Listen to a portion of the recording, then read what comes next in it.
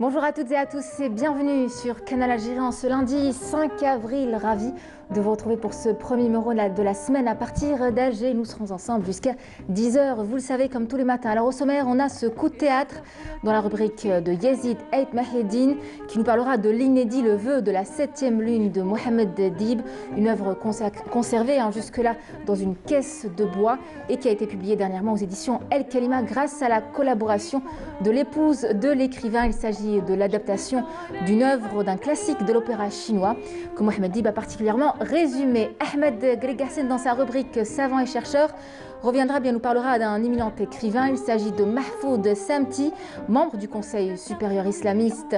Et également, nous vous dirons tout sur Mahfoud Samti tout à l'heure, évidemment. Qu'en est-il de la prise en charge des personnes atteintes de cancer en Algérie? Notre première invitée, Nora Bouzida, répondra à cette question.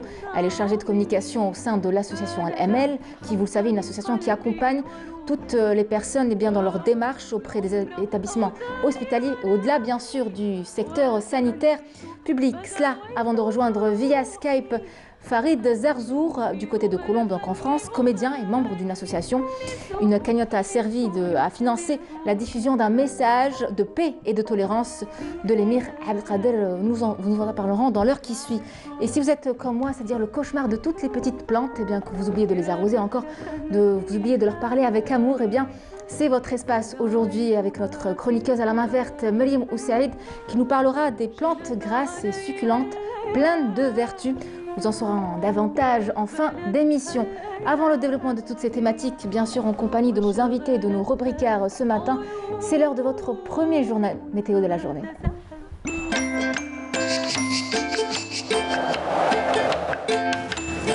La météo vous est présentée par Mobilis. Mobilis, Aynama Kuntum. Amel Aribi, bonjour. Bonjour Nour. Comment ça va? Ça va, merci. On vous souhaite un très bel anniversaire. Oh, merci. On me l'a soufflé dans l'oreillette. Merci. On vous souhaite très bonnes choses, que tous vos vœux les plus chers se réalisent. Je pense que la santé avant tout. Avant tout. Merci bien Nour. Je ne vous dirai pas quel âge vous faites. Non, surtout pas. Alors dites-nous, de bonnes nouvelles du côté du ciel? Malheureusement oui. D'un côté, mais par endroit aussi. D'accord, c'est à vous. Merci Nour. Bonjour à tous et bon réveil. Eh bien aujourd'hui, on aura de la brume en ce début de matinée sur les côtes et l'intérieur ouest. Puis le ciel restera dégagé à peu nuageux tout au long de la journée. Sur le centre, on aura des passages nuageux avec quelques pluies durant cette matinée, puis une amélioration progressive durant l'après-midi. L'est, par contre, le ciel se montrera le plus souvent nuageux, accompagné d'averses orageuses durant la journée. La moitié sud, excepté quelques pluies sur le sud des oasis. Le ciel restera dégagé vers le sud-ouest et ailleurs, le ciel restera partiellement voilé, avec des sillons de sable cette fois-ci vers le sud des oasis et le Sahara oriental. Les températures, quant à elles, seront plutôt agréables pour la saison. Le maximum 24 degrés du côté de Rolisane, 23 à Tlemcen, 22 Oran, 20 degrés à Alger, 17 Tizi Ouzou, également Al-Beyer des Djelfa, 13 degrés à Batna, 15 à Constantine, 18 à Naba. Au sud, on relèvera 23 degrés à Biskra, 25 Gardaya, 28 degrés à Béchar, 32 Tindouf, 35 à Elizi, 31 à Janet, 36 à Drar Insalah et le maximum 38 degrés à Borj Bedi Mourtar. La mer aujourd'hui, elle se montrera plutôt peu agitée sur pratiquement l'ensemble des régions côtières avec des vents qui vont souffler entre 20 et 30 km/h sur les côtes ouest et est et 10 à 20 km/h sur les côtes centre de secteur nord-ouest. Et comme toujours, on termine ce bulletin avec l'éphéméride pour aujourd'hui. Le soleil se couchera vers 19h13 et pour davantage d'informations, vous avez les sites de Météo Algérie. Passez une excellente matinée avec la suite des programmes sur Canal Algérie et à tout à l'heure.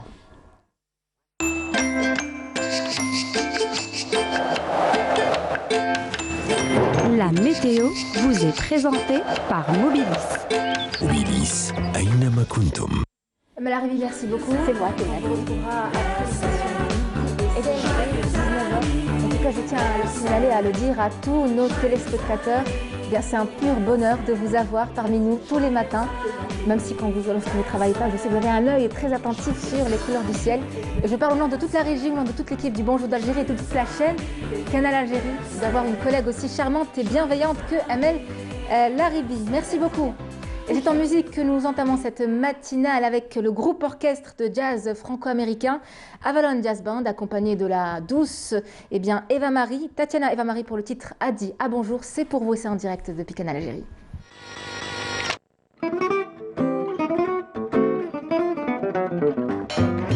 Ouvre ton cœur à l'amour, ouvre ta fenêtre au jour, laisse entrer chez toi le gai soleil et dis allez, allez, allez, à bonjour.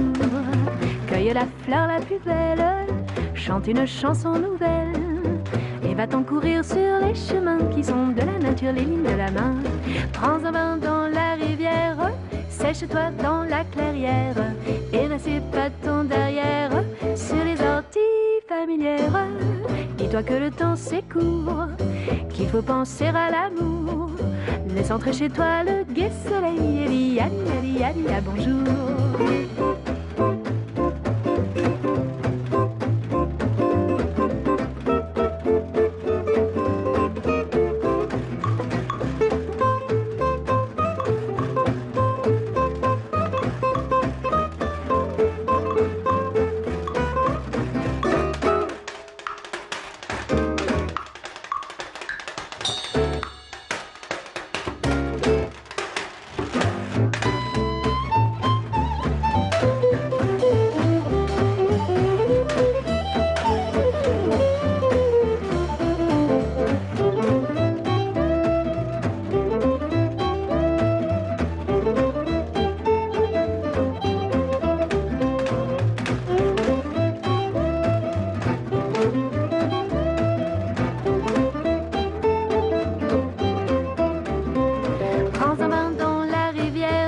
Sèche-toi dans la clairière et n'assieds pas ton derrière sur les orties familières.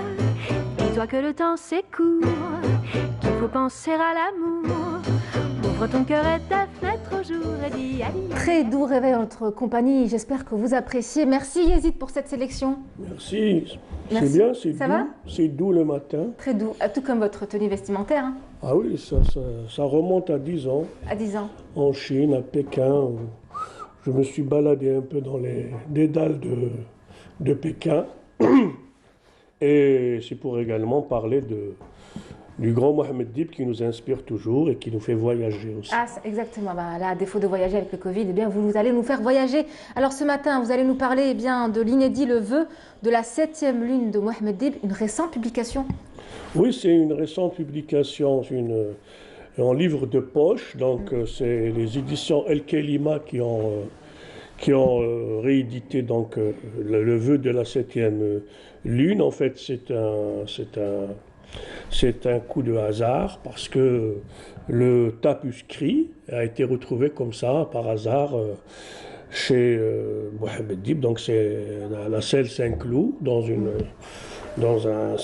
caisse où l'on a retrouvé comme ça, même Madame Colette Dib ne savait pas que ce texte existait. Oui, son épouse. Et c'est grâce à Hervé Sanson qui a présenté d'une manière vraiment...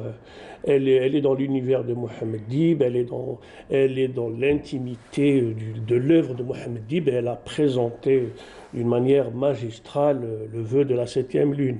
Donc avant de lire déjà donc la pièce de théâtre, il faut déjà lire la présentation d'Hervé Sanson, qui est l'une des spécialistes de Mohamed Dib et qui est l'une des spécialistes de l'intimité de l'œuvre, donc dans tout l'historique de l'œuvre de Mohamed Dib, que ce soit l'œuvre en tant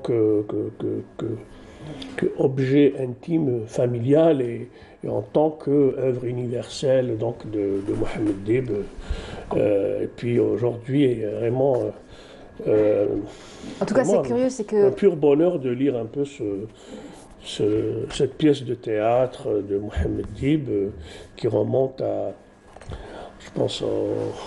On n'a pas la date exacte, malheureusement, de son Oui, mais écriture. c'est une œuvre qui a existé, ça fait partie de l'opéra chinois. Et puis Mohamed Dib s'est inspiré aussi de l'œuvre qui existe, de Sheng, donc de Feng, donc on peut trouver, c'est une œuvre qui a existé au 8e siècle, qui a été reprise dans les opéras, etc. Donc, En tout cas, Mohammed Dib s'est intéressé à d'autres grandes civilisations, comme la civilisation chinoise, bien avant de publier, d'écrire donc la trilogie nordique. Absolument, Mohammed Dib. D'ailleurs, on situe à peu près donc le vœu de la septième lune aux années, à fin des années 60, début des années 70. Selon toujours Hervé Sanson, elle rappelle que Mohammed Dib en fait l'a traduit d'une œuvre anglaise, parce que Mohammed Dib était aussi un anglophone, Interprète à l'époque, oui. il était interprète des Alliés. Donc, et elle rappelle aussi que Mohammed Dib a toujours eu cette passion pour la littérature chinoise, puisque il avait des classiques de la littérature chinoise chez lui, et ses enfants, ses filles ont eu accès à cette littérature chinoise. Et puis il rappelle que Mohammed Dib était un passionné de Bertolt Brecht, et Brecht aussi, le grand dramaturge allemand, a toujours travaillé. Il a traduit aussi des chefs-d'œuvre de la littérature et du théâtre chinois. En fait, c'est en quelque sorte ces aspects-là qu'on retrouve dans la présentation d'Hervé Sanson, donc par rapport au vœu de la septième lune. Alors l'histoire est donc inspirée d'un opéra chinois de la dynastie Qing, une sorte de drame en 18 tableaux. Par contre, il n'a pas conservé le même nombre de personnages que dans l'œuvre initiale. Oui, il a un peu résumé absolument. Donc l'histoire. Toujours selon Hervé Sanson, il a essayé d'épurer, il a essayé d'évacuer tout ce qui concerne la mythologie, etc. Donc il a essayé de donner au texte une assise assez réaliste. Donc voilà, en quelque sorte. Mais elle rappelle en fait qu'il a tressé, selon donc le terme de Hervé Sanson, il a tressé deux motifs. Le premier, il a un rapport à l'amour passion, parce que Mohammed Dib a toujours, dans ses romans, a toujours abordé cet amour entre deux personnages. Dans le vœu de la septième lune, c'est l'empereur et la princesse, oui, qui était une de ses concubines. Donc il revient à cette histoire entre l'amour d'un empereur et Lady Yang. Donc, et puis il rappelle que Mohammed Dib, déjà au début, il parlait dans ses romans, que ce soit la trilogie nordique ou Abel. Oui. Abel, il y avait deux, Lili et Abel. C'était un amour fou. Solh et Feina. Solh et Feina, c'était un amour, c'était l'amour de la louve et du loup. Oui. Et il y a aussi celui de Haïd et Aël dans le terrasse d'Orsol, où Haïd était pris par une folie et il était dans l'errance en cherchant Aël. Oui. Et là, il revient à ce grand empereur chinois qui est tombé amoureux de Lady Yang, qui était sa concubine. Et là, c'est aussi vers la fin, c'était un peu l'ironie du sort, en fait, parce que l'empereur, il a été renversé par l'un de ses gardes rapprochés, de l'un de ses généraux, donc, et il se retrouve en train de fuir le palais pour se prémunir de la révolte, et il se retrouve devant un paysan. Et l'ironie du sort, il demande l'un de ses collaborateurs demande au paysan de lui donner ses vêtements. Donc il y a échange entre le paysan qui va devenir empereur en quelque sorte, et l'empereur qui devient avec des tenues usées du paysan, etc. Et là, qu'est-ce qu'il fait? La fin de la pièce théâtrale, c'est que l'empereur, il est dans l'errance, il cherche sa bien-aimée, qui elle a été assassinée par les gardes du sérail. Donc en fait, c'est une histoire où il y a un aspect de cet amour patient qui nous fait oublier tout, et en plus il y a l'aspect des mœurs politiques de l'époque. C'était une dénonciation de la féodalité, du népotisme, de la corruption. Donc c'est pas uniquement l'opéra un peu dans le cliché. Il y a une connotation politique. Hein. C'est pas dans le cliché chinois, mais également c'est la dénonciation des méfaits, des comportements comme la corruption, comme le népotisme, etc. Mais sous les draps de cet amour fou entre un empereur et une lady. Et puis il y a des moments assez, il y a une passion pour cette littérature, pour cet amour pour la Chine. Donc on le voit bien dans cette pièce Mohammed Dib, parce que en fait Mohammed Dib, il n'y avait pas beaucoup de pièces de théâtre en fait. Il y a, mis à part Mille Hurrahs pour une gueuse, donc qui a été l'une des premières C'est la pièces. deuxième. Et voilà, c'est la deuxième Pour pièce l'instant, de c'est ce qu'on théâtre. sait, hein. Il a écrit Mille Hurrahs, qui a été par la suite monté au théâtre, donc au théâtre. Tout à fait. Et puis, je pense aussi, il y a une autre pièce, mais qui est restée comme ça. Elle devait être produite pour le 7e art, mais finalement, elle n'a pas été. En fait, en quelque sorte, c'est l'une des tentatives de Mohammed Dib pour le 7e art, mais rappelons aussi que toute l'œuvre de Mohammed Dib est chargée de cette théâtralité. On la retrouve même dans la nuit, plutôt dans la danse du roi, qui a précédé en fait la pièce de théâtre Mille Hurrahs pour une gueuse. Oui.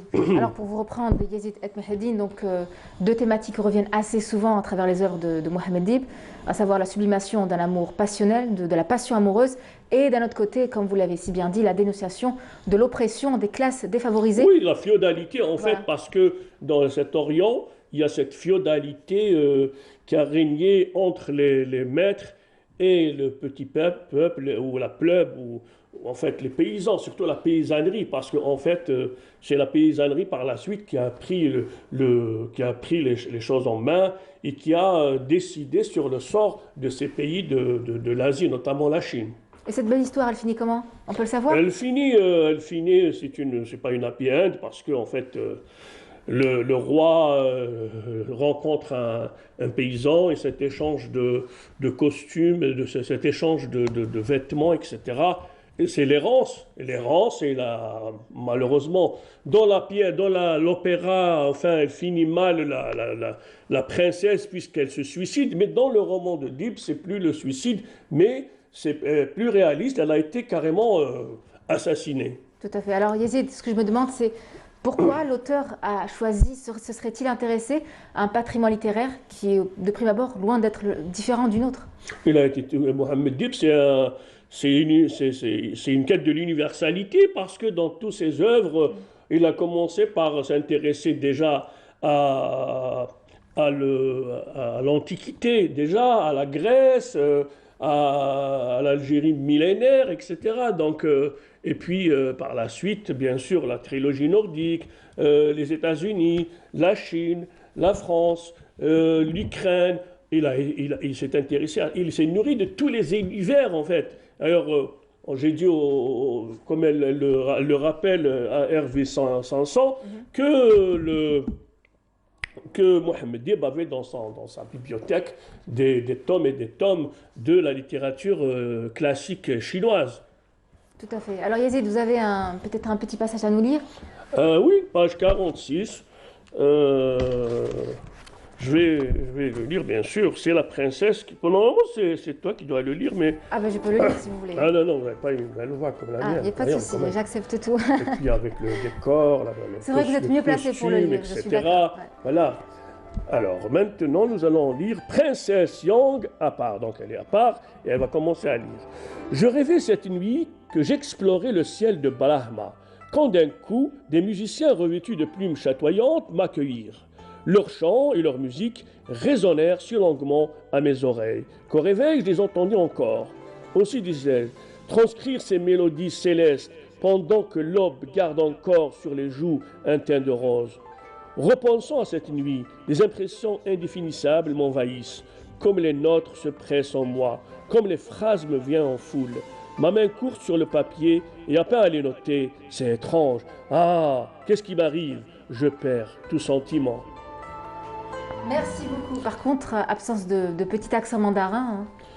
Elle s'évanouit, les caméristes s'empresse autour d'elle. Le premier camériste. Notre maîtresse se trouve mal, deuxième camériste. Allez, avec la musique, hein. Pendant que je la soulève, agitez votre éventail près de sa figure, entre l'empereur. L'empereur, Madame, j'ai quitté le conseil des ministres avant la fin pour... Qu'a-t-elle? Appelez donc les médecins, faites quelque chose. Les deux caméristes, Sa Majesté, je m'arrêterai là. Voilà, merci. Alors, et la carte postale, bien sûr, de La tous carte les lundis matins. postale pour les lundis matins, je l'ai dédiée à mon ami Lotfi Mqaddem qui est actuellement en Chine, qui travaille à la radio Chine, à Pékin. On doit la montrer quand même. Il nous regarde Oui, il y a un peu de Lotfi, décalage on va lui horaire. envoyer un lien quand même. Oui, il nous regarde, je ne pense pas qu'il nous regarde parce qu'il travaille beaucoup. Hein, il n'a pas le temps. Bah, il est en Chine. Il travaille beaucoup. Il est en Chine. Ok, mon ami Mqaddem, donc vous le savez, lit, la fortune est capricieuse aujourd'hui, elle vous comble et demain, elle vous tord le cou. Ou l'inverse. Mohamed Dib. Je ne le connais pas, il s'appelle Mouqaddem, mais je ne le connais pas. Lotfi Mqaddem, il était avec nous, il a animé une rubrique D'accord. high-tech. Ah d'accord, Voilà. d'accord. Très bien. Merci Yezid, merci d'avoir mis en Merci. lumière. Mais Et bien... avant de partir, je voulais juste rappeler que le 2 avril, c'était la journée internationale des autistes. Oui, de l'autisme. Et était au parc zoologique d'Alger, donc à l'association ML de l'équithérapie. Ah oui. Ils ont fait un grand événement où les enfants ont dû faire des choses impressionnantes, des chefs-d'œuvre en fait. Voilà, c'est l'une des œuvres des autistes. Je les salue, je leur fais un coucou. Et également aussi, c'est l'une des œuvres aussi des enfants autistes. Ah bah c'est très joli. L'association des enfants autistes de Blida, je rappelle. Hein. Voilà. Merci Yezid El Mahdi pour votre Merci contribution beaucoup, merci. auprès de toutes La les prochaine causes fois, on qu'on ira défend. toute l'équipe le rendre visite. Oui, avec plaisir. Voilà. Vous ne serez pas seul cette fois-ci. Oui, tout le monde était invité à Benaknoun. On pourra même les aider, faire une petite donation, notamment pour les chevaux qui ont besoin de foin. Oui, et le foin, ça coûte cher. Absolument. Voilà, un cheval revient cher à entretenir, je dirais même. Merci d'avoir mis en lumière l'inédit, le vœu de la 7e lune de Mohamed Dib, donc cette pièce de théâtre qui a été quelque peu dénichée d'une caisse de bois, totalement oubliée, avec d'autres œuvres inédites. Espérons qu'ils trouveront également. d'autres. Bah, il y en a d'autres Peut-être, on ne sait pas. dont vous allez parler la prochaine fois, peut-être. Peut-être. Peut-être qu'ils Alors, trouveront. est-ce qu'on peut se le procurer en librairie ou pas encore? Oui, c'est les éditions Kalima. On a En édition de Algérie. poche. Très bien. Oui, édition À quel prix? Kalima. Ben, je 500, pense. 600 dinars comme Voilà, toutes c'est les pas autres cher en fait. livres On de peut le poche. lire partout, partout en attendant le bus ou dans une. À 600 dinars, on me dit. Partout. Merci Wafa. Voilà. Très bien, merci. On vous souhaite une très très belle journée en ce temps très ensoleillé. Allez, nous allons sous peu accueillir Ahmed Grigassen qui va mettre en valeur un autre homme, un autre penseur, notre penseur et chercheur algérien. Aujourd'hui, ce sera Mahfoud Samti, écrivain et membre du Conseil supérieur islamique. Mais avant, regardez, je sais, c'est Smati, regardez, c'est pas les images. Voilà. Ouais,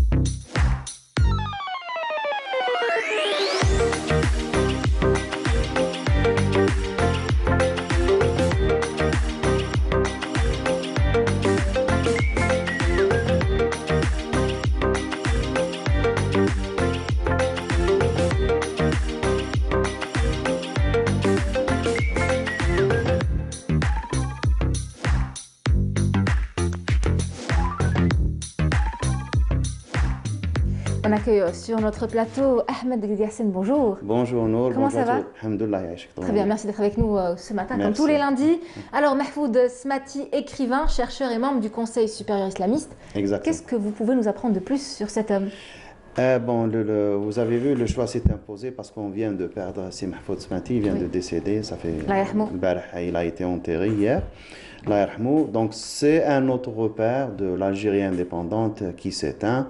C'est l'un des premiers sociologues en Algérie, peut-être au monde, parce qu'il a commencé la sociologie quand la spécialité a été créée. Donc là aussi, on est devant quelqu'un de très important parce qu'il portait plusieurs casquettes, il a travaillé sur plusieurs thèmes. Donc non seulement la sociologie, mais de par sa formation, de par son héritage familial, aussi c'était un islamologue, un peu philosophe. Donc il a travaillé dans pas mal de thèmes en relation aux sciences humaines.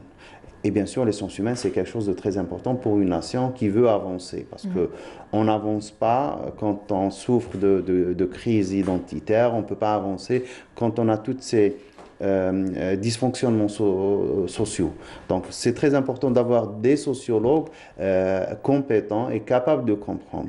Lui, contrairement à tous les sociologues qui sont intéressés juste après l'indépendance, je ne sais pas si vous avez vu, il y a eu plusieurs écrits, notamment avec Assia Djebbar qui a travaillé sur la femme. Il y a plusieurs spécialistes qui ont travaillé dans ce sens. Il y a aussi des sociologues qui ont travaillé sur les enfants.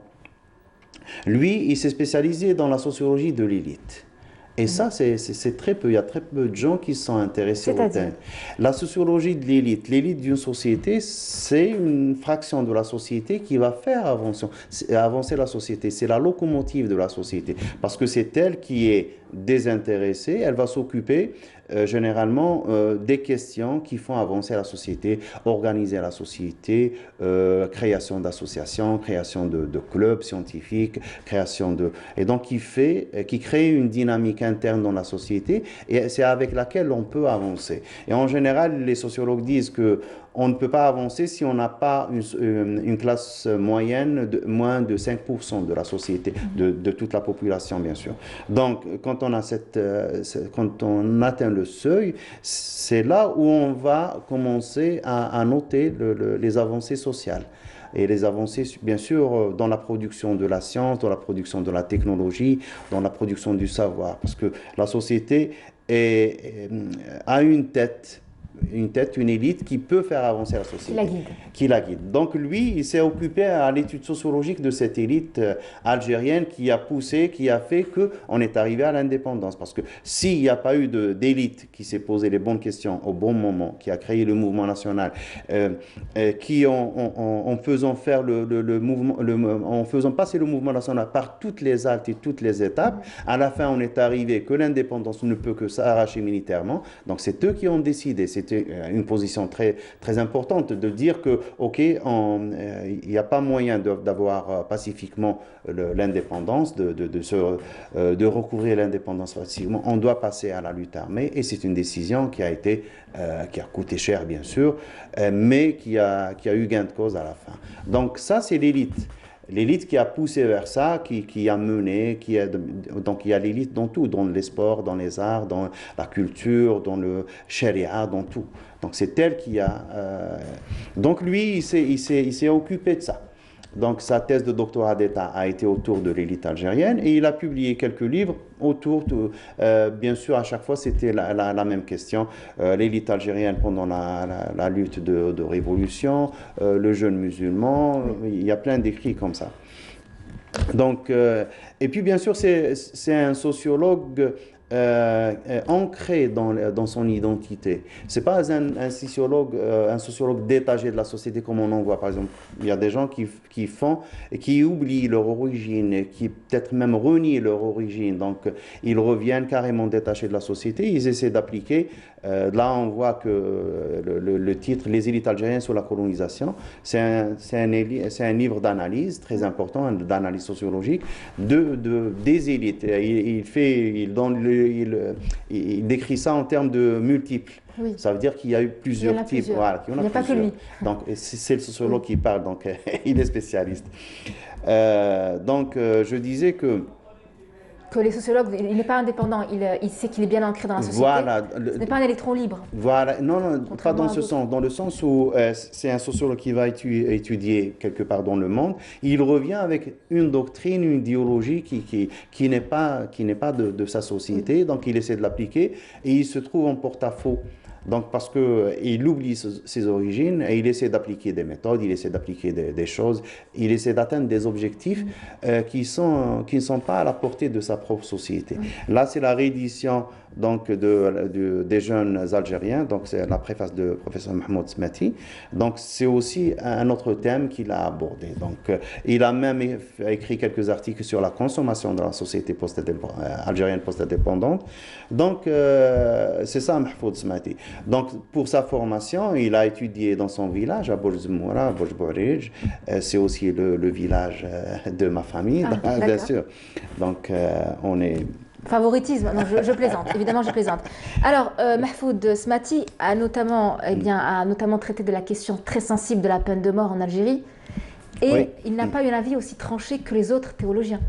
Bien sûr, parce que lui, quand il a été choisi comme membre du Haut Conseil islamique, bien sûr, parce qu'on ne peut pas mettre dans une institution comme le Haut Conseil islamique des gens qui sont du même avis, qui ont la même approche.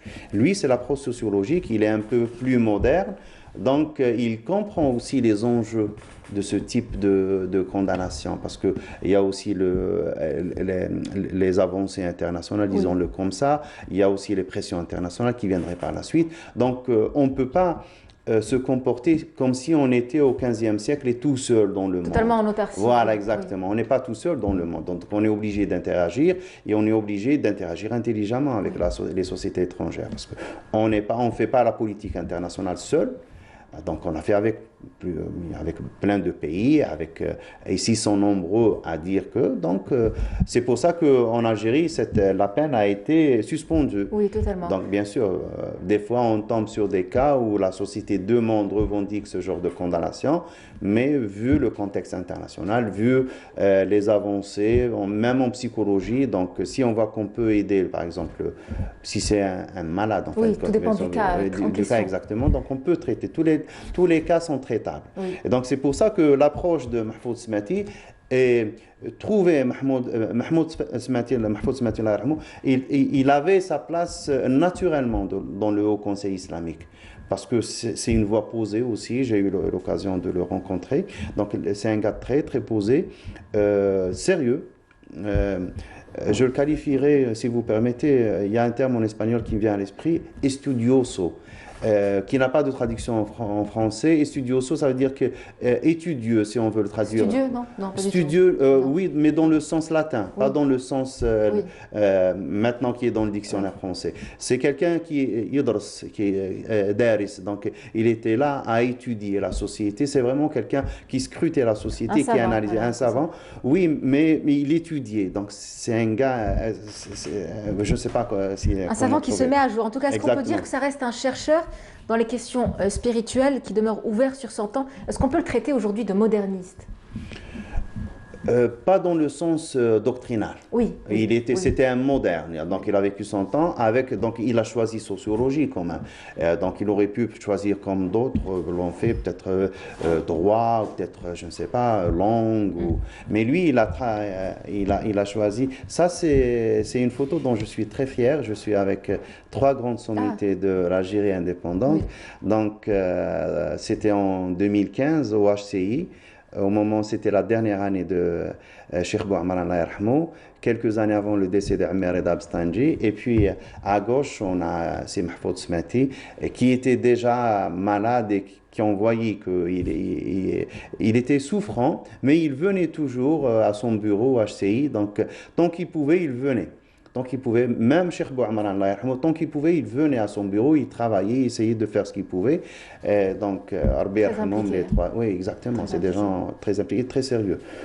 C'est des gens qui se posaient les questions. Donc, et à chaque fois que la société algérienne a connu beaucoup de mutations après l'indépendance. Donc, c'était ces gens qui étaient là. Donc, à chaque fois que la société était devant les grandes questions, même des fois questions existentielles pour la société algérienne, ils étaient là, comme la peine capitale, qui à un certain moment, ça s'est posé comme question avec beaucoup d'acuité, avec beaucoup de pression. Donc, ils étaient là à essayer d'apporter une approche algérienne pédagogique et enracinée dans la société, qu'on puisse expliquer aussi aux gens et qui ne soient pas en déphasage avec les exigences internationales. Donc, c'était des gens, j'aimais bien leur approche.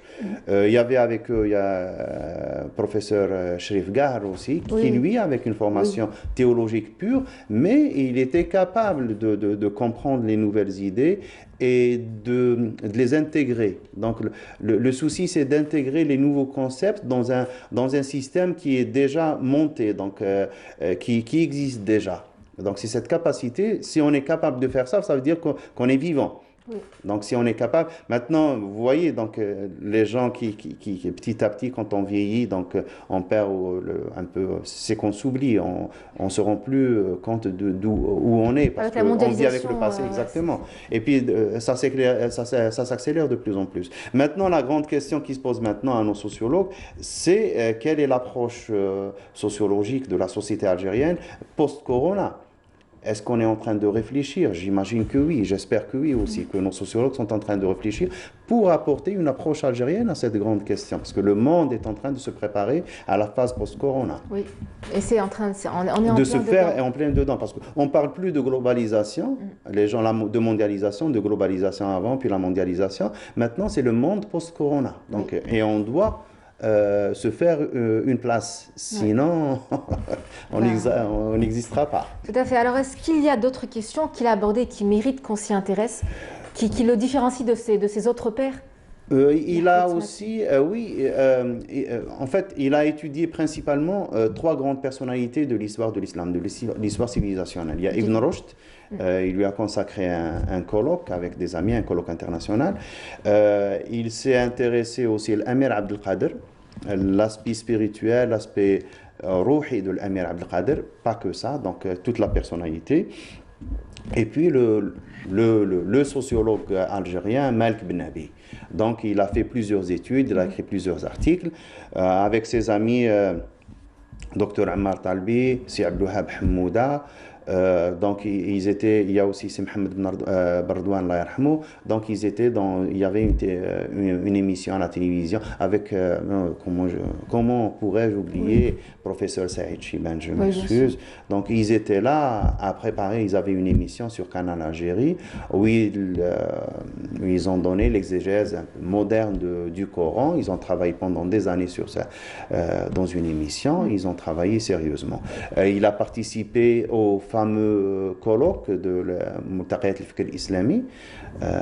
Donc c'était des moments très importants dans l'évolution de la société algérienne.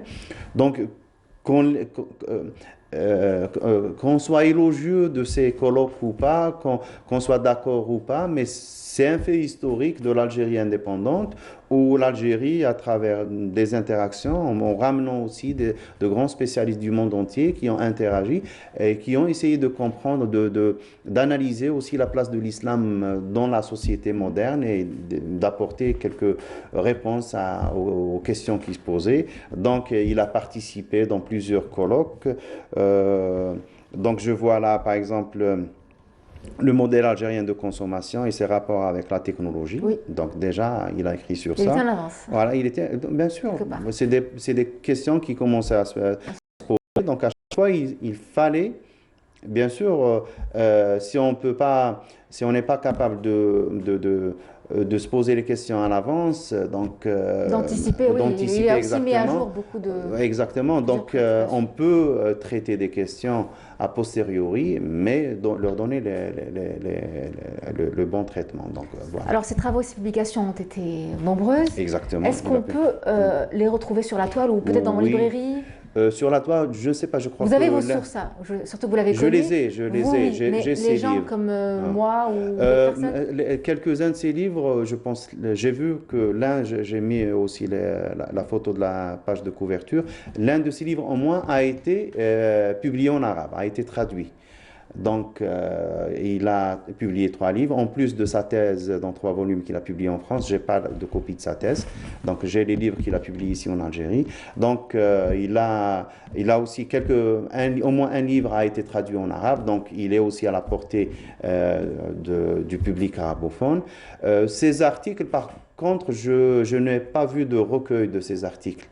Donc, il faut quelqu'un se mettre, l'un de ses élèves. Et puis, il a encadré, je ne sais pas, une vingtaine de thèses. Il a été formateur, hein? Oui, il a encadré une vingtaine de thèses de magistère et de doctorat à l'université depuis qu'il a commencé à enseigner, je pense, en 1983, jusqu'à où il ne pouvait plus suivre, c'était en 2012. En fait, mentalement, il pouvait suivre, mais physiquement, il était malade, il est tombé malade.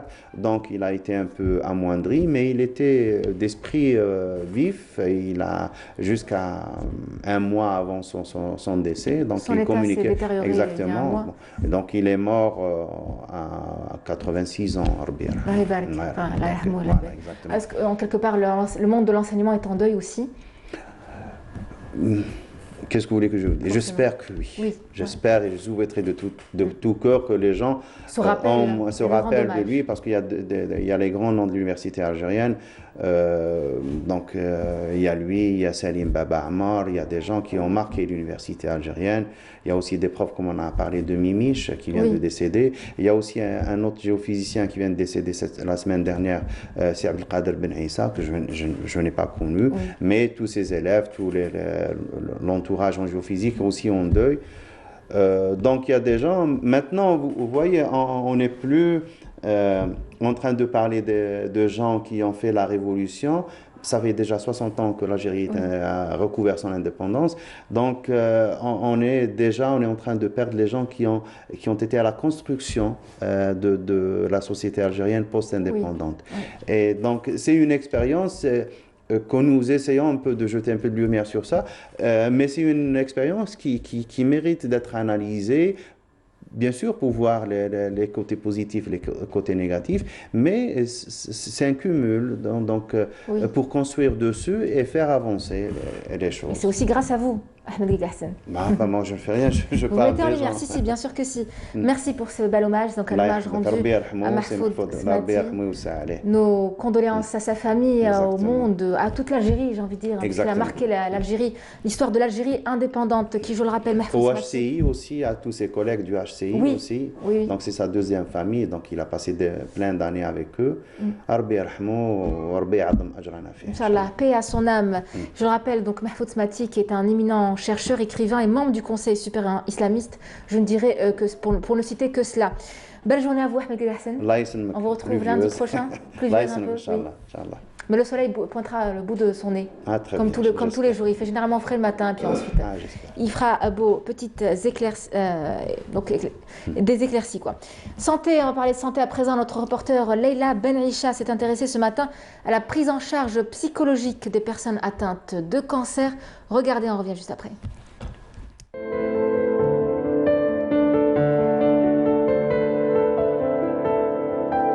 Le cancer, une pathologie redoutable. L'annonce de la maladie constitue un choc tant pour les malades que pour leurs proches. C'est pourquoi les spécialistes recommandent une prise en charge psychologique des cancéreux pouvant alléger leur souffrance. La première des choses, il faut bien choisir les mots, l'endroit et aussi la façon et la manière comment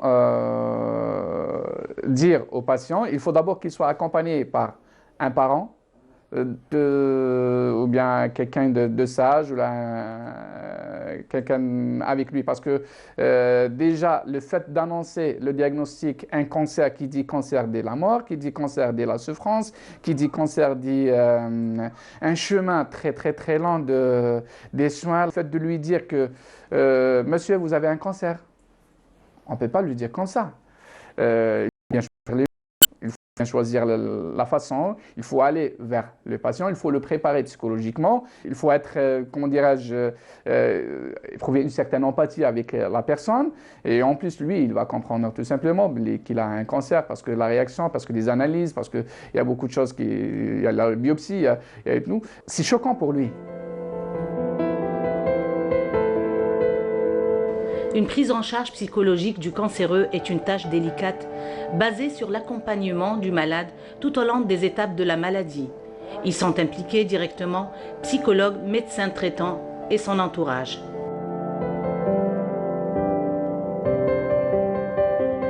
Notre intervention est indispensable et primordiale, et aussi même le médecin traitant, il peut faire ce travail. Parce que c'est lui qui est très très proche de la personne, c'est lui qui la prend en charge, il connaît la personne, il connaît son profil psychologique, il connaît sa façon de voir les choses, la perception de la maladie et tout. S'il trouve des difficultés, il fait appel à nous en tant que psy. Et on intervient. On intervient pourquoi? D'abord pour comprendre, pour aider la personne à surmonter la difficulté, à accepter sa pathologie, pour aider aussi le staff médical à faire son taf et son travail. Et aussi parce qu'il y a des moments où il y a beaucoup de gens qui nous demandent est-ce que je peux? Même l'entourage. Quelle sera ma réaction avec lui? Que dois-je? Est-ce que est-ce qu'on a la maladie? Oui, chacun de nous peut apporter beaucoup de choses à cette personne. Le cancer ne fait aucune distinction entre femmes, hommes ou enfants. Leur prise en charge psychologique est personnalisée. Chaque patient est un cas à part.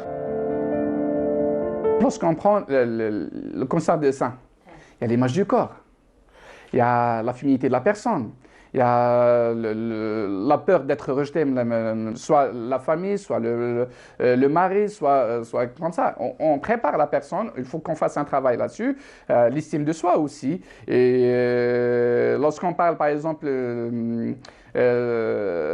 chez un enfant, c'est autre chose, ça diffère, ça dépend les cas, ça dépend la perception de la personne, la maladie. Ce qu'on fait, nous, en tant que psy, d'abord, il faut aider la personne à accepter sa pathologie.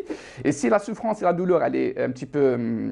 on utilise des techniques de relaxation ou bien l'hypnose ericksonienne pour aider la personne à surmonter la difficulté à soulager un petit peu la douleur, à surmonter l'anxiété et le stress avec les cônes un petit peu aigus. Notre rôle, c'est d'aider la personne à verbaliser et extérioriser ce qu'elle ressent. C'est ça le plus important. Afin de réduire les souffrances des cancéreux, améliorer leur qualité de vie ainsi que leur relation avec leur entourage, la prise en charge psychologique est une réelle priorité.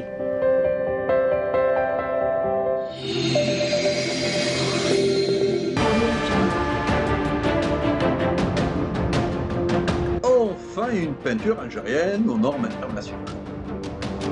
Tous vos besoins en peinture intérieure, peinture métal, préparation de support ou peinture extérieure, choisissez Coral Peinture. Coral Peinture, c'est les mains à faire.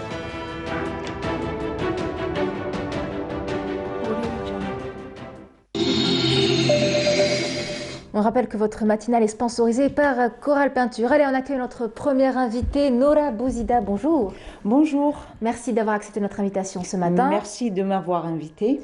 Alors, vous êtes chargée de communication et membre de l'association ML, qui, je le rappelle, est une association qui accompagne des personnes atteintes de maladies cancéreuses, donc de cancer. Et puis, on va parler de l'actualité. Donc, il y a cette 5e édition qui se prépare et qui débute demain. Dites-nous tout. Tout à fait. Bien, merci. Donc, demain, le 6 avril jusqu'au 8, donc 6, 7, 8, nous avons le salon d'information sur le cancer. On devrait dire sur les cancers, oui. Voilà, parce qu'on va parler de tous les cancers et surtout les plus prévalents. Et donc, c'est un salon que nous tenons depuis 2016. Et d'habitude, il se tient à l'occasion de la Journée mondiale de lutte contre le cancer. Et cette année, pour cause du Covid, l'année l'année dernière, nous avons échappé de peu aux restrictions liées au Covid, donc nous l'avons organisé à la date prévue. Mais cette année, donc, nous avons eu donc, ces autorisations au mois de mars. Nous n'avons pas pu le tenir au mois de février. Et donc, les premières occasions qui nous sont offertes, ce sont celles-là. C'est que demain, après-demain plutôt, le 7 avril, c'est la journée mondiale de la santé.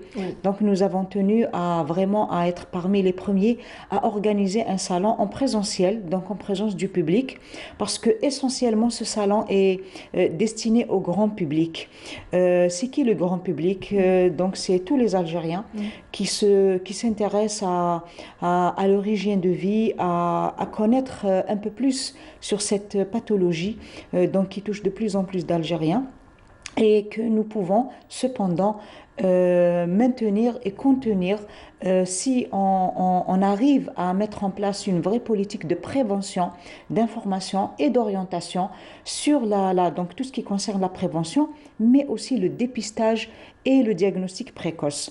Des cancers comme le cancer du sein, le cancer du côlon, la prostate et même le poumon, donc c'est les cancers les plus prévalents, nous pouvons vraiment les guérir très rapidement et assez facilement si on les découvre à des stades très précoces. Pour pouvoir les soigner. Voilà, pour les soigner. Donc nous avons ce plan cancer qui a donc duré le premier plan cancer, donc 2015-2019, qui a été on va dire un contenant pour une stratégie nationale, donc qui a créé une synergie entre tous les professionnels de la santé, entre les autorités publiques, donc à commencer par le ministère de la Santé, et nous, représentants des patients, associations de patients, qui sommes de plus en plus nombreux au vu de la difficulté que rencontrent encore malheureusement beaucoup de nos concitoyens dès qu'ils apprennent, comme nous venons de le voir dans le reportage qui vient de passer,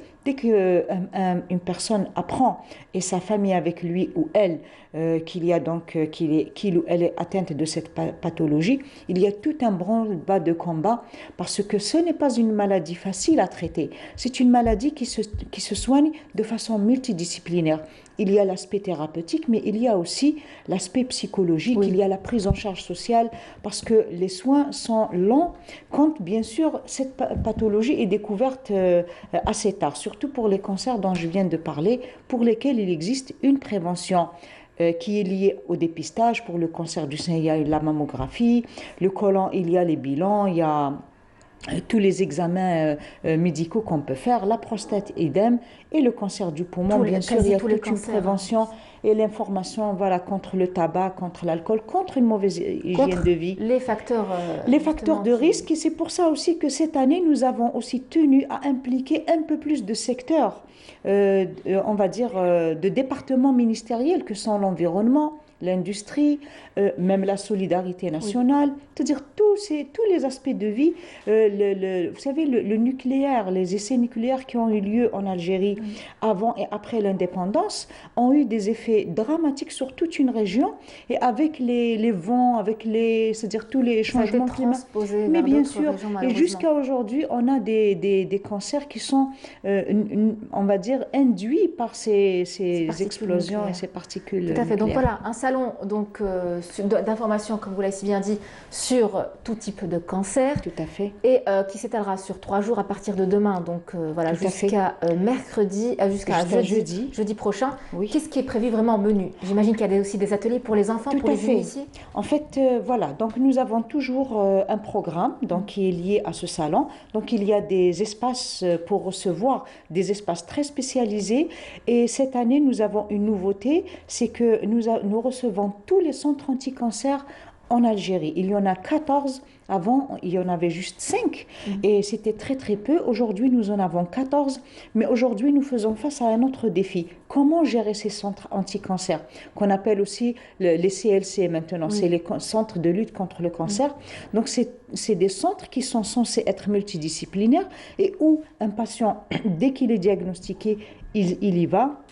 Et il y reçoit tous les soins liés à sa pathologie, jusqu'à en sortir guéri, y compris, dans certains, y compris une prise en charge. Il y a des hôtels, on va dire, et une prise en charge pour que les patients qui viennent des wilayas limitrophes puissent être hébergés sur place et ne pas faire ces fameux allers-retours, déplacements qui nous ont causé, on va dire, beaucoup de soucis en termes de logistique, mais aussi en termes de difficultés. On a créé un parcours du combattant pour le patient. Voilà. Donc, il y a cela. Et il y a tous les centres, donc tous les soins, la chimiothérapie, la radiothérapie, les hormonothérapies, la prise en charge psychologique, la prise en charge de la psychologie familiale. Donc on a des espaces pour accueillir les familles. Il y a des espaces de thérapie de groupe. Donc tout cela est prévu. Et donc c'est lié à tous les... Prévention, sensibilisation. À tous les cancers. Donc, il y a les cancers un par un. Nous avons le poumon, le sein, et il y a des consultations sur place. Donc, surtout pour ces cancers prévalents. Donc, surtout le côlon et le cancer du sein. Mais il y a effectivement des espaces pour la prostate, pour les cancers pédiatriques et tout cela.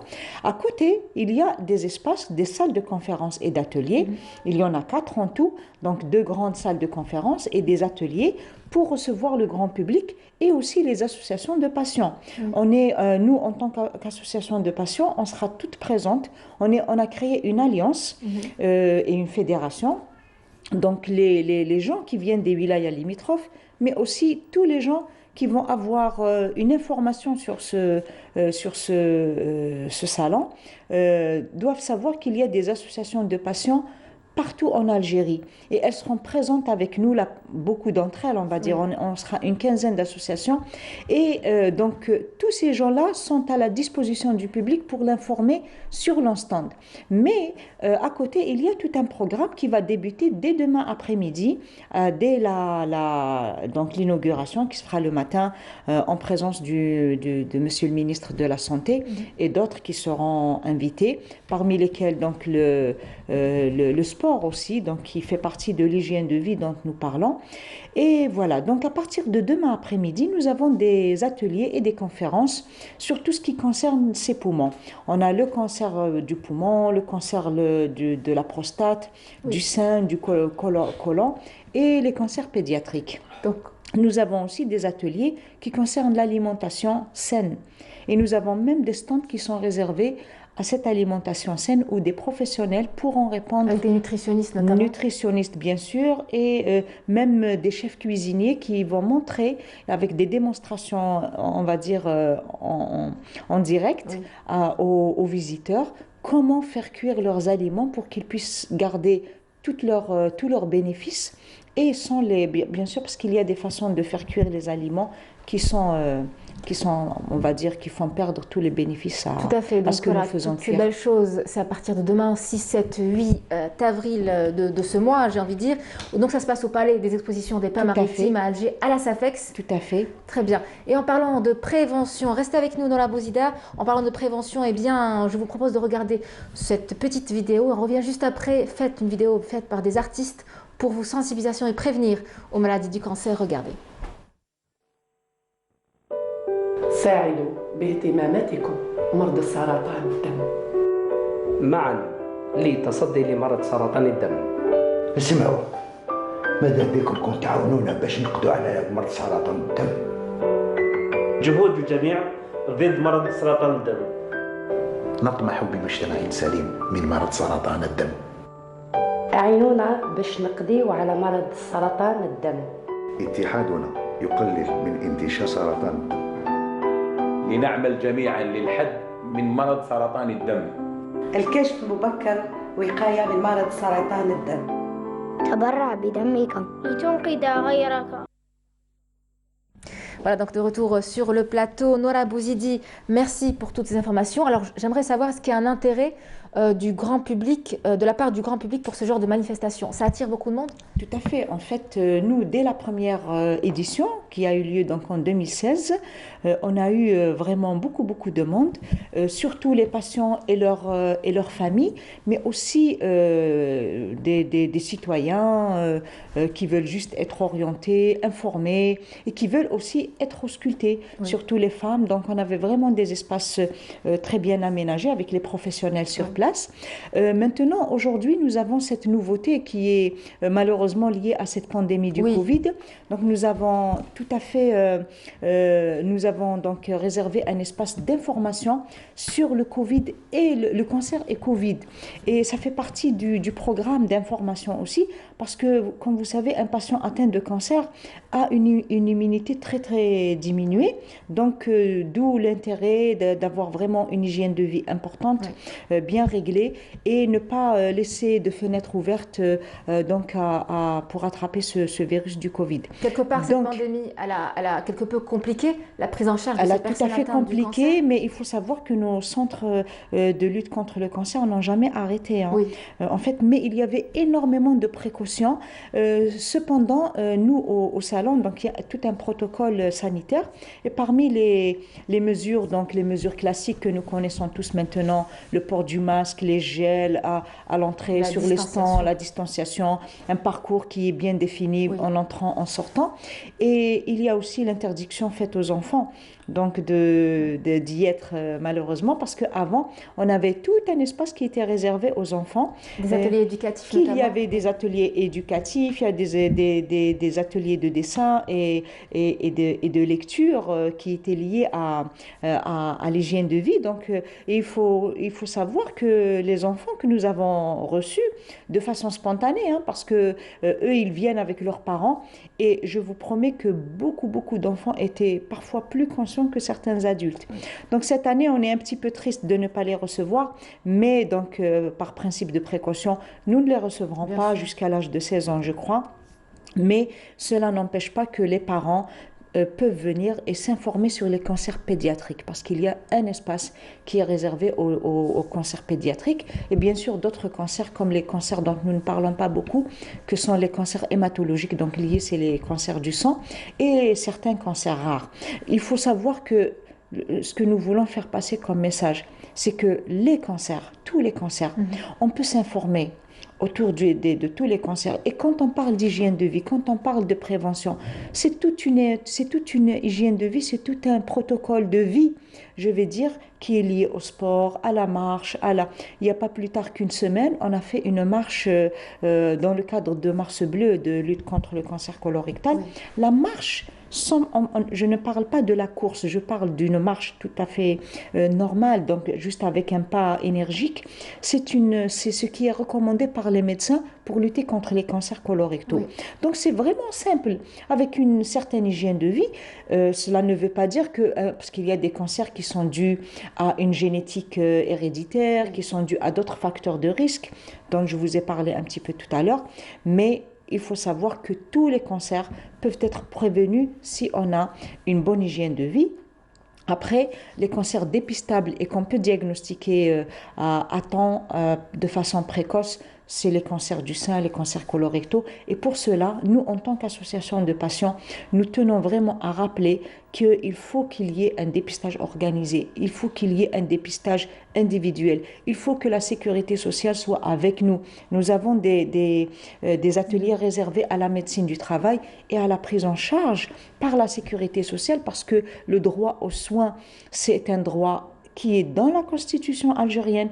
L'Algérien a droit à tous les soins de façon gratuite. Bien sûr. Et donc, nous tenons à ce que aussi on lance ce message à toutes les autorités concernées pour qu'aujourd'hui, on revienne. Bien sûr, le cancer est une maladie chronique, c'est une maladie lourde. La maladie du siècle, mais par l'OMS. C'est la maladie du siècle, mais cela n'empêche que l'Algérien a droit à des examens gratuits. Vous savez, quand on parle de médecine gratuite, nous avons la chimiothérapie qui est au sein des hôpitaux publics, mais nous avons un grand problème encore de radiothérapie. Il y a un grand effort. Les 14 centres de lutte contre le cancer, c'est des centres, c'est de nouveaux centres, mais il faut qu'ils soient vraiment fonctionnels. Il faut que leur management, leur gestion soit équipés en exactement. Matériel. D'ailleurs, il y a toute une table ronde qui concerne ces centres de lutte contre le cancer. Ils vont se réunir à l'occasion de ce salon.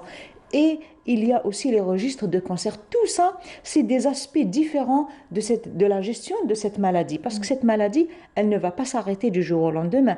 Mais il faut juste qu'on soit prêt pour y faire face et surtout pour accompagner ce patient et sa famille, et pour que son parcours ne soit plus un parcours de combattant, comme on dit. Il faut que ce soit juste un parcours de soins et un parcours où il aura le moins de douleur possible, le moins de douleur et physique et psychologique, et que la prise en charge gratuite et l'accès aux soins équitables dont nous parlons et dans nos textes et dans nos pratiques de solidarité nationale soit une réalité pour ce patient. C'est ce jour-là que l'Algérien doit sentir qu'il est vraiment soutenu par toute une nation. Alors justement, en Algérie, est-ce que la prise en charge des malades cancéreux, et bon, vous le savez, c'est une des préoccupations des pouvoirs publics, est-ce que les choses se sont améliorées ces dernières années en matière de prise en charge? Bien sûr, c'est ce que nous disons, c'est qu'on passe quand même de 5 centres à 14, c'est magnifique quand même, et ça c'est fait dans un cadre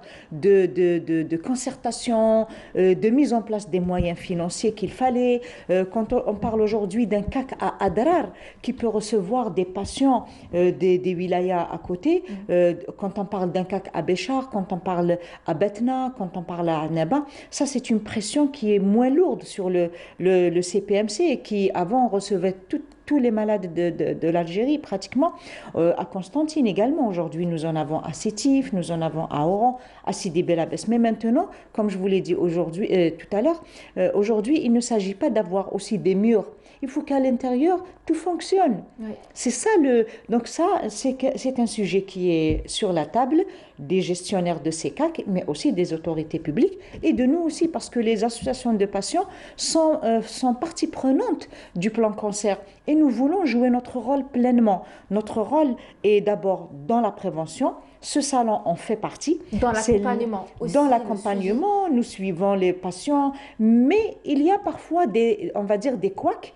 Parfois, il y a des ruptures de médicaments. Aujourd'hui, nous comme partout dans le monde, j'ai envie de dire. Comme partout dans le monde, mais en fait, quand il s'agit par exemple de certains médicaments de base, bon, on se pose des questions. On sait que c'est un problème non pas de volonté politique, de ne pas fournir ces médicaments, mais cela revient toujours au problème de gestion. Oui. Quand on a des ruptures de chimiothérapie, on pose le point d'interrogation est là. Oui. Quand on parle de radiothérapie et qu'il y a encore donc un matériel tout neuf et tout ça qui est encore sous emballage, il y a un point d'interrogation. Et puis on dit même que l'aspect psychologique est un des facteurs thérapeutiques de la guérison, vous l'avez dit. Ah, tout à fait, tout à fait. Donc ça, aussi toutes les familles dans cette épreuve. Et bien sûr, et parmi les nouveautés du salon, c'est que nous, au niveau de l'association Al-Amen, nous avons un centre d'accompagnement des femmes atteintes de cancer post-thérapeutique, et où nous offrons à ces femmes des sessions d'éducation thérapeutique, d'alimentation saine, mais aussi de sport adapté et de rééducation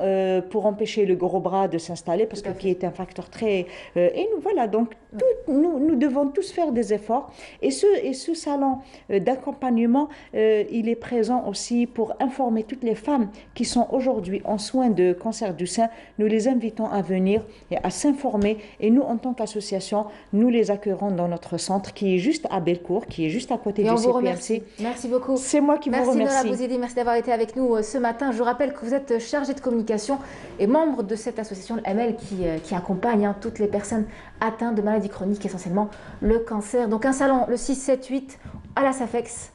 À partir de demain. D'accord. De quelle heure à quelle heure? Donc tous les jours c'est à partir de 10h jusqu'à 18-19h. Mais demain, donc il est ouvert juste après l'inauguration, on va dire à 13h. Super, merci, merci, merci.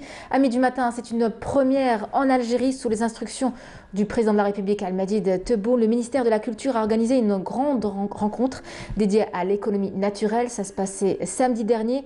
Une nouvelle approche pour la promotion des arts, de la culture et de nos traditions. C'était un forum qui se déroulait donc samedi dernier au CIC, au Centre international de conférences à Alger. Regardez, reportage BDA Marly. Selon les participants et les observateurs, ce forum sur l'économie culturelle est un prélude à la création d'une économie forte où les porteurs de projets seront encouragés à investir dans le secteur privé. Nous participons à ce forum avec un projet de robot dédié à la culture et à l'éducation. Nous avons eu le premier prix national. C'est un projet qui a pour objectif d'ancrer la culture technologique chez les enfants. Nous ciblons dans un premier temps les enfants âgés entre 5 et 10 ans. Il s'agit d'initier les enfants à la technologie et de l'utiliser à bon escient. Notre objectif est de créer des applications 3D et des services 3D et préserver le patrimoine immatériel. Nous aspirons à travers ce forum à établir des partenariats avec des entreprises privées et publiques pour booster la technologie holographique qui est en plein essor actuellement à travers le monde. Déterminés à prendre part au chantier de l'économie culturelle, ces jeunes espèrent un accompagnement certain de la part des pouvoirs publics. La culture est un facteur d'unité nationale. Nous aspirons à l'intégrer dans une logique économique qui lui permet de se développer et préserver son existence et son expansion en Algérie et dans le monde. C'est pour cela que nous sommes présents aujourd'hui à ce premier forum que nous organisons en coordination avec les engagements culturels du président de la République. Plusieurs recommandations et propositions sont issues de ce forum. Objectif, opérer une véritable révolution dans l'économie de la culture. Allez, on met les voyants au vert. Ce matin, nous vous parlerons des plantes grasses et succulentes. Votre espace vert, votre coin vert avec Marie Moussaïd. Bonjour. Bonjour Nolhouda. Nour Mqaddam. Pas de souci. J'étais avec Nolhouda. Très bien. Elle va bien? Oui, très bien. Très bien. Alors, on ne vous dérange pas trop? Non, ça va, j'étais juste en train de tout préparer. D'accord, très, très jolie chose. Voilà. Plantes grasses, plantes succulentes? Oui. Grasses, succulentes, les deux sont... C'est toujours de la même famille. On peut les appeler les plantes grasses ou on peut les appeler les succulentes. Succulentes parce que tout simplement, les feuilles sont remplies de sucre. Ça veut dire qu'on peut les goûter? Certaines sont comestibles, mais il vaut mieux bien se renseigner avant de goûter. C'est le plus important en fait à propos des plantes grasses pour que j'en parle aujourd'hui. En fait, j'ai fait l'expérience avec beaucoup de personnes et pas avec toi, Nour. Donc c'est pour ça aujourd'hui j'ai voulu me mettre, on va dire, au travail avec toi pour t'initier aux plantes grasses. Donc les plantes grasses qui sont, je le dis toujours, c'est les plantes des feignants. Ceux qui n'ont pas la main verte, ceux qui veulent débuter, c'est vraiment les plantes idéales pour commencer à mettre ça ou dans sa maison ou dans son balcon. Mais donc, avant, restez avec nous, Marie. On y va. Je dois accueillir un Skype, rejoindre sur Paris. Farid Zarzour, bonjour. Bonjour à tous. Vous nous recevez bien? Parfaitement bien, je suis très content. Nickel, super, on est content, on est ravis. On vous reçoit 5 sur 5. Alors vous êtes membre du collectif le 17 octobre. Absolument. Alors comédien, metteur en scène, acteur et formateur, vous êtes une personne prolifique quand même. J'essaye de remplir ma vie positivement, j'essaye de faire des choses agréables et qui instruisent, je crois. J'essaye d'être épanoui. Très bien, et ça vous va très bien, on dirait. Alors, vous êtes justement, vous défendez, donc il y a une cagnotte qui a servi à financer la diffusion d'un message de paix et de tolérance concernant l'émir Abdelkader. Dites-nous tout. Alors, effectivement, nous, vivant en France, la question de la diaspora et des Algériens vivant en France, elle est quotidienne pour nous parce que sur un plan politique, on voit beaucoup de stigmatisation, beaucoup de haine, énormément d'ostracisme, et particulièrement en direction de la communauté algérienne en France. Alors, on s'est dit avec le coordinateur du collectif, Chérif Cherfi, qu'il fallait mener une action. Et il a découvert un peu par hasard ce livre de l'émir Abdelkader qui s'appelle « Lettre aux Français ». Cette lettre aux Français, elle avait été véritablement cachée au peuple français. L'émir Abdelkader, qui est un homme empreint de réflexion, qui est quand même une parole noble, réfléchie, voilà, il a écrit ce livre et qui, à mon sens, permet d'éclairer la vision des uns et des autres. Et il y parle notamment énormément de tolérance, il parle de fraternité à l'intérieur et à l'extérieur du corps entre les musulmans et les chrétiens. Alors on s'est dit que ce livre, il fallait vraiment le faire connaître. C'est pour ça que Chérif Cherfi a décidé de l'envoyer à 132 personnes. 132 personnes symboliquement pour les 132 ans de colonialisme. Alors il est parti partout ce livre, chez des journalistes, chez des responsables politiques en France, chez le président du Sénat, de l'Assemblée nationale, le président de la République, et j'en passe, des historiens, etc. Et il est parti symboliquement le 19 mars 2021, comme un message vers la paix. Et voilà, il faut financer cette action. Elle a coûté 2200 €. Il y a une librairie très militante, très sympathique, vraiment très très bien, qui est à Nanterre, qui s'appelle El Ghorba, mon amour, qui nous a aidés dans cette quête. Et voilà, et donc on a lancé une cagnotte pour réunir les 2200 € qui nous permettent de boucler cette action. Voilà, donc vous pouvez la retrouver au nom des facteurs de l'émir sur le site Litchi pour nous aider, pour qu'on puisse poursuivre nos actions. C'est extrêmement important d'envoyer un message de paix, un message constructif pour aller vers le meilleur. Très bien, merci Farid Zarzour. En tout cas, on vous remercie pour votre implication très importante. En tout cas, vous l'avez dit, vous l'avez envoyé à 132 personnes, que ce soit personnalités publiques ou non publiques. Et donc, on attend justement une réponse. Plusieurs réponses vous seront fournies, j'imagine, dans les jours, les semaines à venir. Alors, vous savez, on se bat aussi, comme tout le monde, comme tous les artistes en France, en Algérie, comme tous les travailleurs contre le Covid. Et c'est vrai que nous avions prévu dans le cadre de ces envois postaux des rencontres, des conférences, des débats avec des historiens. Mais tout ceci est impossible à faire. Mais nous ne cédons pas, encore une fois, à la fatalité. Il faut garder nos idées bien en place. Nous mettrons en place sur différents moyens, que ce soit comme on le fait là avec vous aujourd'hui de manière très sympathique, sur Skype, par Zoom ou par d'autres supports. Mais il faut absolument que cette parole puisse exister. Ça, c'est très, très important. Et le Covid, je le rappelle, ne nous arrêtera pas. Il faut rester positif et constructif. Toujours. Voilà, ça, c'est très important pour nous. Toujours. Alors, Farid Zarzour, avec votre implication, votre très belle initiative qui est importante, vous préconisez donc l'implication effective des associations culturelles. Absolument. Il faut que tous les partenaires, tous les militants, tous les gens qui s'intéressent, et il y en a tellement en France, tous les gens qui s'intéressent à la question de la fraternité, à celle liée à la réconciliation. L'histoire de l'Algérie est empreinte de lutte, est empreinte de guerre de liberté. Bien évidemment, là on parle de l'émir Abdelkader, mais il y a eu, on fête les 150 ans d'Emokrani, de Cheikh Belhaddad, etc.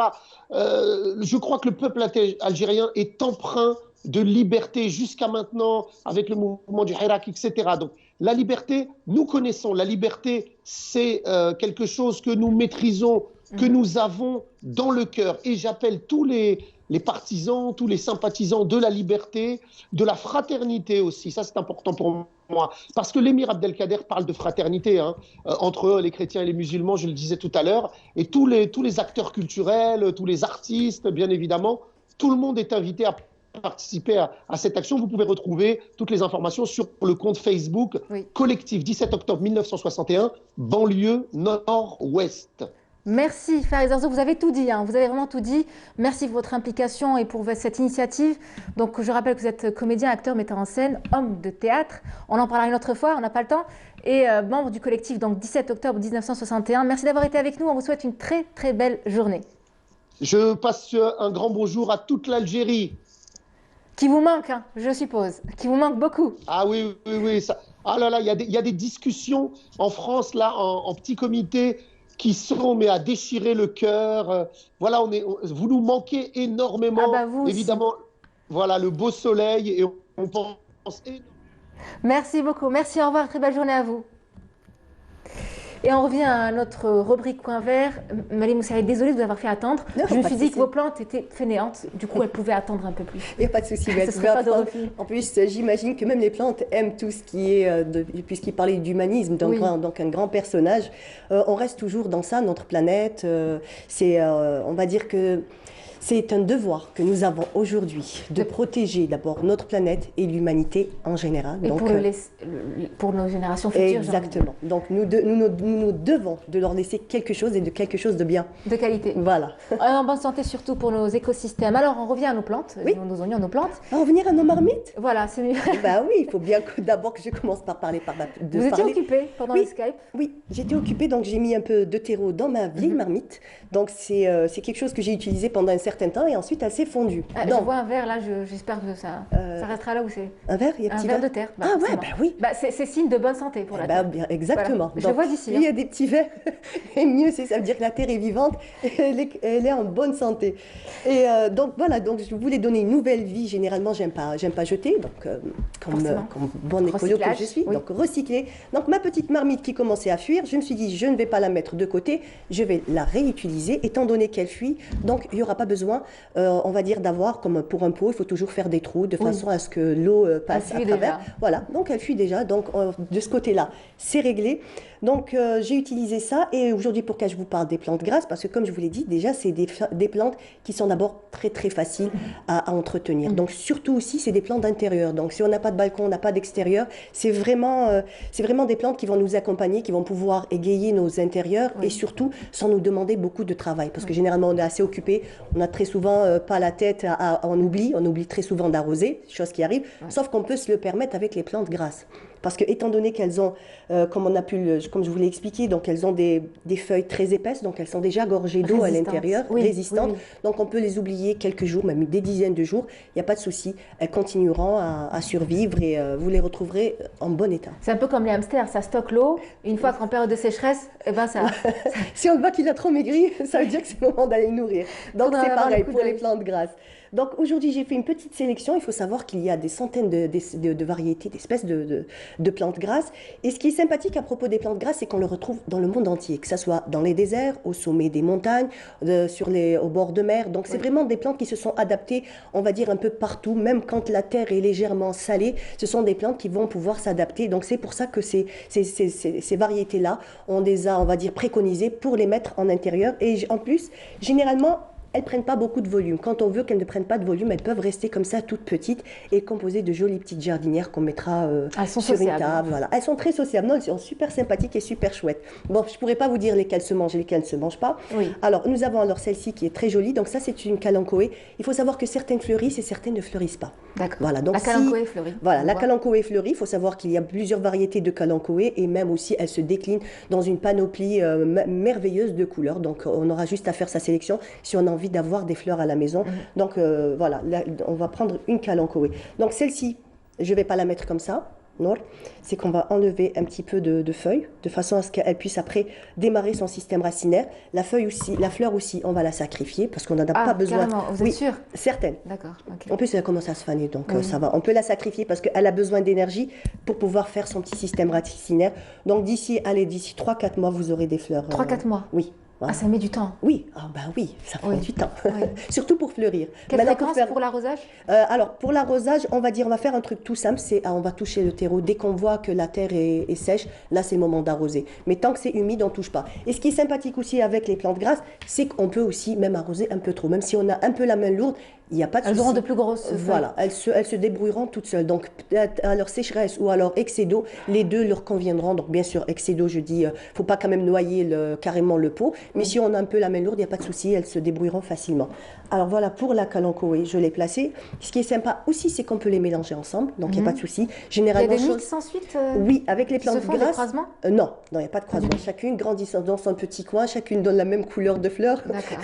C'est pas comme pour les roses. C'est vrai que certaines fleurs, quand on les met les unes à côté des autres, la couleur risque surtout les roses blanches, ou même aussi certaines variétés de fleurs qui sont blanches, si on les met à côté de couleurs, donc elles finiront par prendre la couleur d'à côté. Donc toujours laisser les blancs seuls. Voilà, alors nous avons aussi une autre petite plante grasse. Alors celle-ci, elle a déjà quelques petites racines, c'est assez sympathique. Pas besoin de couper. Pas besoin de couper, on la mettra juste ensemble. C'est assez facile de faire une composition, surtout si on peut faire aussi une sélection au niveau des couleurs. Donc, elles ont aussi avoir un joli pot. Oui. Voilà. Elles ont de très belles formes au niveau des formes, donc elles sont très graphiques, mais même aussi au niveau des couleurs. Donc elles ont des couleurs assez particulières. Ce qu'on fera nous, c'est qu'on essaiera de varier des couleurs et faire la composition en fonction des couleurs que nous avons choisies. Alors pour celle-ci, je pense que je ne vais pas la mettre, parce que voilà, au niveau du calibre, elle est un peu grande, donc pour garder l'homogénéité et le côté, on va dire, un peu petit jardin... un petit peu jardin japonais, un petit peu, puisque généralement c'est ce que Ça ressemble un petit peu à ça, c'est toujours petit. Dès qu'on dit petit, on pense un petit peu à un côté asiatique qu'on nous a amené ce matin. Yazid. Yazid, oui, avec sa belle tenue asiatique. Oui. Alors, voilà le résultat. Rien que là, c'est joli. Voilà, rien que là, comme ça, c'est joli. Ça n'a pas encore pris, mais ça va prendre très, très facilement. C'est ça qui est sympathique. Et toujours, j'adore finir avec les petites pierres. Vous avez peur qu'elles s'envolent? Non, en fait, j'aime bien donner un petit côté... Ça ne risque pas de les encombrer? Non, absolument pas. Au contraire, ça va leur maintenir. C'est une espèce de poids qui maintient les racines. Et quand on arrosera Nour, c'est qu'on ira, on va dire, doucement, ou on commence avec un brumisateur, de préférence. Mais bon, si on n'a pas, ce qu'on fera... Pour les feuilles. Exactement. Et si on n'a pas de brumisateur, bon, on utilisera ou un petit arrosoir, ou alors une petite bouteille. Par contre, pas au-dessus. On mettra toujours sur le bord, comme ça, de façon à ne pas bouger la terre, pour que les racines restent bien installées. Très bien. Alors, vous avez utilisé quel terreau d'empotage pour les... Alors, n'importe quel terreau ira pour les plantes grasses, étant donné que je vous ai dit qu'elles s'adaptent à tous les sols, donc même pour le terreau. Là, j'ai mis du terreau, étant donné que c'est en intérieur, ça garde un peu plus, on va dire, l'humidité. Et même aussi au niveau du poids, il faut savoir que généralement, quand on veut que le pot soit un peu plus léger, on utilisera du terreau, parce que la terre, ça reste quand même assez lourd, surtout si on veut le mettre sur une table ou un endroit comme ça.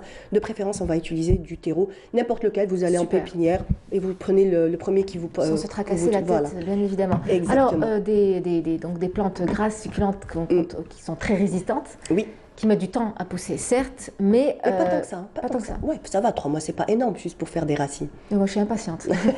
Non, par contre, j'ai dit pour les gens qui sont un peu feignants, mais qui soient patients. C'est une qualité qu'il faut avoir pour un jardinier. Alors, quel sol aime ces plantes grasses? Alors, on les trouve où déjà à la base? Alors, on les trouve, comme je vous l'ai dit tout à l'heure, Nour Houda, ça dépend maintenant. Les plantes qu'on va voir à la maison, ou alors où elle se trouve, l'aire géographique. L'aire géographique. Alors, l'aire géographique. Les terres arides, semi-arides. Oui, les terres arides. Alors, on les trouve en Amérique latine, on les trouve aussi au sommet de l'Himalaya. On les retrouve un peu partout. Il faut savoir qu'elles sont vraiment partout. Et si vous voulez les retrouver ici à Alger, vous allez tout simplement en pépinière. Donc, vous allez les trouver dans des tout petits godets. Donc, ça coûte entre 200 à 250 dinars, on va dire, le pot. Et ce qui est sympathique, c'est qu'on peut les multiplier soi-même. Et c'est très, très facile. Comme tu vois, les petites feuilles que j'ai enlevées. Oui. Alors, celles-ci, ce qu'on va faire, c'est qu'on va tout simplement les laisser, les mettre en terre. Alors, ces petites feuilles, si je la laisse en terre pendant, on va dire 1 mois et demi, 2 mois, elle fera des racines. Donc, on la laissera comme ça, juste à la surface. On l'enterre pas beaucoup, juste à la surface. Et c'est pareil pour pratiquement toutes les plantes grasses, sauf certaines. Comme par exemple, celle-ci, c'est une famille des aloés, elle. Ce qu'elle fera, c'est qu'au bout de quelques temps, vous aurez des petits rejets. Donc, vous aurez juste à récupérer et à multiplier... voilà, à mettre dans un autre pot ou une autre jardinière. Super, merci pour le tuyau. Je ferai la même chose à la maison. Oui, je balance par la fenêtre. Je plaisante. Alors, l'exposition, un maximum d'ensoleillement, j'imagine? Alors oui, par contre, pour l'ensoleillement, oui, toujours les mettre devant un endroit qui soit lumineux, donc près d'une fenêtre, près d'une source de lumière. Elle supportera bien même les intérieurs qui sont un peu chauds pendant l'hiver, même si la maison est un peu chauffée. Il n'y a pas de souci, et on va dire qu'ils s'adapteront facilement. Donc, elles n'aiment pas, par contre, le manque de lumière, c'est quelque chose qu'elle ne supporte pas. Et aussi, donc Nour Houda, c'est pas grave, c'est pas grave. Je l'adore cette fille, donc il n'y a aucun problème. Voilà. Alors Nour, en ce qui concerne aussi, c'est qu'on peut les mettre en extérieur. Il y a beaucoup de personnes qui font des petits jardins comme ça, des petits coins où on mettra nos succulentes en extérieur, directement en pleine terre. Par contre là, elles prendront du volume et étant donné qu'elles vont trouver de la place pour leurs racines, automatiquement elles seront plus grandes et beaucoup plus vigoureuses. Très bien, alors donc des plantes adaptées pour survivre dans des milieux arides, semi-arides. L'Algérie se dirige malheureusement vers un climat aride. Oui. Voilà. Donc du fait des caractéristiques du sol, du climat ou à forte concentration en sel. Les minéraux, elles aiment bien le sel? Alors oui, elles aiment bien le sel. Certaines variétés aiment bien le sel. Donc c'est pour ça que, comme par exemple, beaucoup de variétés de cactus commencent aussi, on va dire, on connaît entre autres la figue de Barbarie, donc qui s'est très très bien adaptée. Oui. On sait très bien que c'est une plante qui nous vient d'Amérique latine, mais qui s'est très très bien, on va dire, adaptée ici, jusqu'à faire partie du paysage, de nos paysages. Et donc elle pousse partout. Donc on peut la mettre là où on a besoin de mettre des plantes pour retenir le sol. Ce sont des plantes qui feront l'affaire. Super, merci Malem Saïd. Merci. Merci pour toujours d'être là. Merci. Si avenante avec toutes ces informations importantes. Oui, gourmande. Alors gourmande visuellement bien sûr. Oui, aujourd'hui ça n'a pas été gourmand. Aujourd'hui c'est plus pour le plaisir des yeux. Des yeux, bien sûr.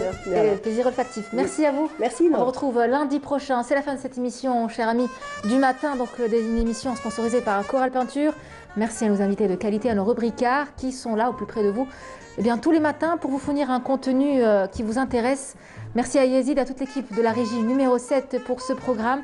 Je vous retrouve demain, j'espère. Portez-vous bien avec la suite de nos programmes sur Canal.